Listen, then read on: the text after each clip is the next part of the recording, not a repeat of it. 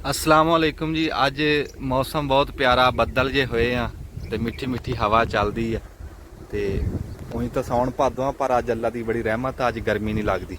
आ नहर आ जी साडे पिंड दे लागों लंघदी है, कानी वाले बंगले तो आंदी है ते अगां सीधी जांदी है, फिर इधर रकबियां नूं इह सराब करदी है। पुराने वक्तां दी नहर आ, असीं बनदी तां नहीं देखी, कच्ची देखी सी, पर ये असीं पक्की हुंदी देखी है। इन्नी कि सानूं संभाला है। फिर ये गां आ छोटिया छोटिया नहर भी निकलदियां। आ हुण सूआ निकल रहा, इत्थे झाल बनी आ, तुसीं देख सकदे। ये इधरले जिहड़े मरब्बे आ उन्हां नूं सराब करन वास्ते आ निक्का सूआ निकलदा इधरों। आ किते पुराने वक्तां दा बोर्ड लगा, पानी खुला मिलदा, मच्छरिया इदां दरखत होण ते फिर तां क्या ही बात आ। हुण साडे लागे इत्थे 17 किले महकमा जंगलात की जमीन पता नहीं कदों की वेली पई सी। आ 2 सालों तो इन्होंने आ रुख लाए, कोई शरी सफैदा किकर टाली लै, आ 2 सालों के जंगल बन गया।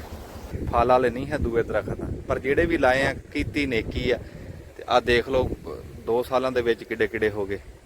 तो जे इदा ही साडी सरकार जिथे जिथे रकबे वेले पे हैं, जे सारियां दे विच इदा ही दरखत ला देण तो साडा माहौल साफ सुथरा ना हो जाए। आ जिहड़ी मौसमी तब्दीली का इन्हां नूं डर बनिया वो भी खत्म हो जाए, गर्मी भी घट जाए।